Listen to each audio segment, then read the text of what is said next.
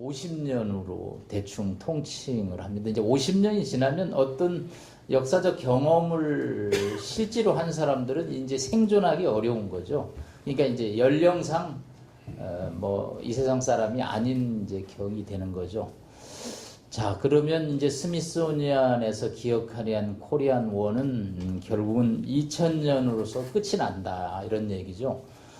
이제 학교에서 학생들한테 한국전쟁을 설명하면 영화 속의 소설 속의 얘기로 들리죠. 그 아이들한테는. 예, 그래서 굉장히 이게 현실의 역사라는 것을 설명하는데 어려움을 이제 겪습니다. 그런 차원에서 아까 허 박사님 그 스미소니안 포스터를 보면서 3년 후가 2020년이죠.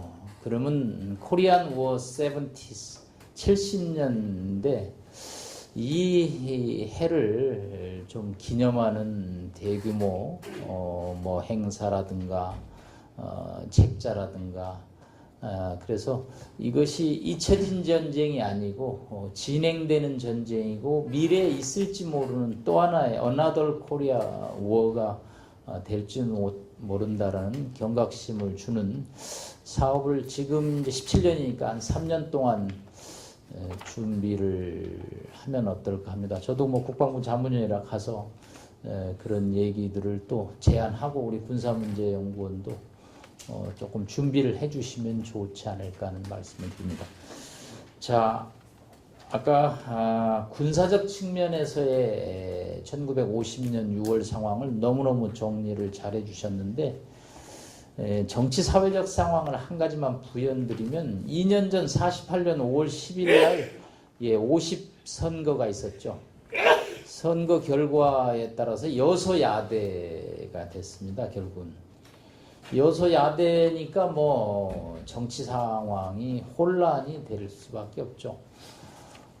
늘 이제 국방부에 가서 얘기가 군도 사회 속에서 존립할 수 없기 때문에 사회가 혼란하면 군도 혼란할 수밖에 없다.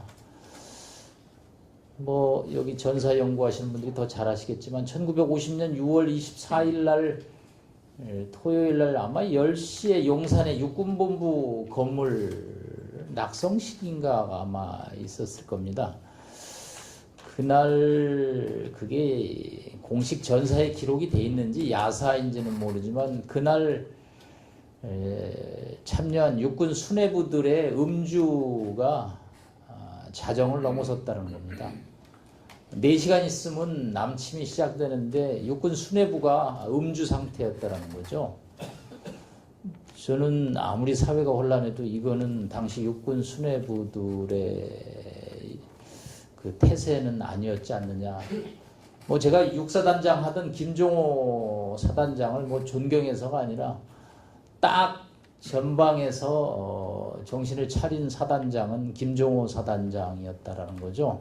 그래서 이미 미군 첩보부다고 해서 남침이 임박돼서 포를 후방으로 빼고 제가 육사단 그 포 쏘던 장소로 한번 견학을 가봤는데 포를 딱 산속에 매복하고 북한군이 내려오는 걸 쏴대니까 제 아무리 강군이라도 뭐 3일을 뚫지 못하고 그것이 결국은 북한에 내려올 때 동부전선에 주춤하게 된 하나의 원인이 되고 그게 낙동강전선을 형성할 수 있었던 하나의 원인이다. 김일성은 너무 화가 나서 자기 왼팔이었던 김광역을 잘라버리죠.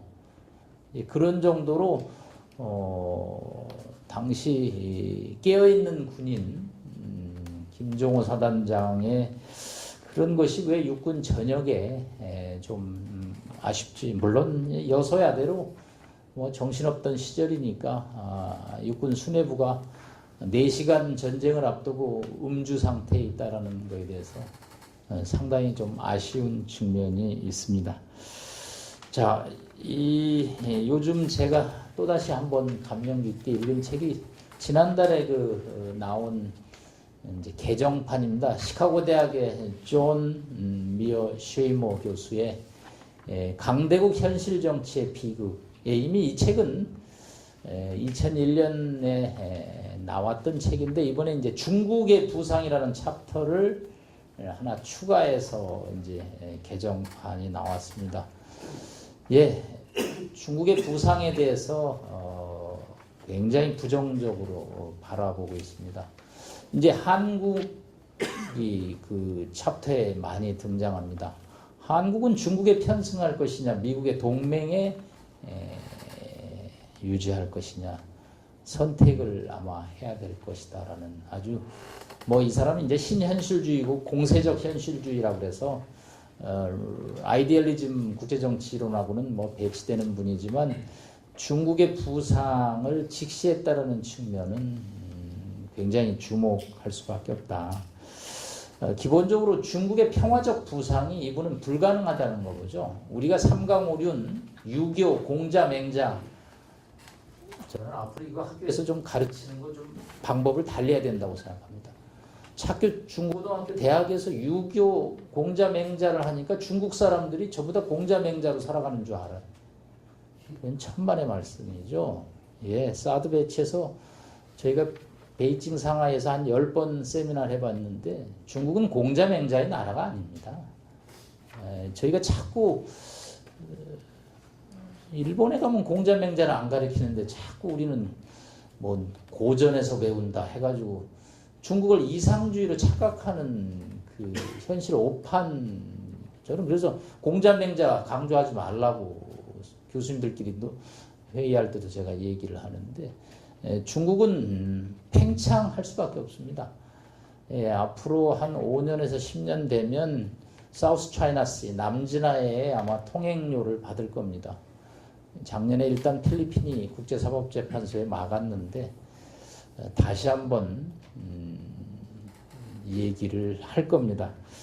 자, 북한으로 다시 돌아오면 저는 북한을 김일성의 북한이 있고 김정일의 북한이 있고 김정은의 북한이 있다고 봅니다. 자, 김정은의 북한과 김일성의 북한의 가장 큰 차이점은 핵과 미사일의 체계가 완성했다는 거죠. 이거는 할아버지보다 더 가공할 위력이죠. 자꾸 저희는 경제력 비교로 해서 북한에 남침이 어렵다고 하지만 핵과 미사일은 가공할 위력을 갖고 미국을 흔들 정도의 수준에 왔습니다. 자꾸 나이 어린 지도자라는 것으로 해서 김정은의 북한을 김일성의 북한보다 굉장히 낮게 평가하는 거, 이거는 조금 저희가 바로 잡아야 되지 않을까 하는 생각을 해봅니다. 예, 마지막으로 우리는 어디로 가야 될 것인가? 네. 지난번 세미나에서 제가 지리의 힘이라는 책에서 한번 말씀드렸고 또 현실 강대국 정치의 이 비극이라는 존 미어셔이머의 교수의 책에서 지시하는 바는 한국은 동맹 속에서 생존할 수 있다는 결론입니다. 예, 그 동맹은 역시 한미 동맹이죠. 자, 뭐 기자들이 계속 전화를 와서 다음 주 한미 동맹, 한미 정상회담 어떻게 될 것이냐. 예, 거의 뭐 물가에 풀어놓은 어린아이의 심정이라고 할까요? 네. 워싱턴에 가서 어떤 일이 발생될까 조마조마한 심정이죠. 예, 미국도 프레스를, 언론을 아마 조절을 할 겁니다. 그래서 절대 면전에 놓고 한국 대통령을 뭐 면박을 주거나 뭐 그렇게 거칠게는 하지 않을 겁니다. 그러나 언론이 빠지고 난 문 잠궈 놓고 하는 회담에서는 쓴소리를 조금 들어야 될 것입니다. 한국 사람들 아까 우리 송대성 소장님 말씀하셨는데 사드는 우리 돈 주고 사야 됩니다. 일본의 사드와 한국의 사드의 운명을 제가 가끔 비교하는 칼럼을 썼는데 일본의 사드는 신주단지입니다. 예, 일본 사람들 돈 기꺼이 내죠. 그래야 할 말을 할 수 있는 겁니다. 예, 돈 내라고 그랬다고 발끈하고 그냥 여러 가지, 예, 한미 FTA 해가지고요 2년 만에 223억 달러, 200억 달러가 무역 흑자가 늘었습니다. 돈 문제 갖고 치사하게 서로 따지기 시작하면 미국도 할 말이 많은 거죠. 사드는 우리 예산으로 하는 게 맞습니다. 그래야지 진정한 한미동맹이 되는 거죠. 일본의 그 사드를 어떻게 하는지 한번 가서 일본 학자들하고 얘기를 들어보니까 저희는 뭐 사드에 대해서 정말 누더기 사드가 되어버린 거죠. 누더기 사드. 일본의 사드는 신주단지 사드고. 예, 워싱턴 정상회담에서 한미동맹의 가치가 훼손되는 그런 일이 없기를 정말 간곡하게 기원하고요.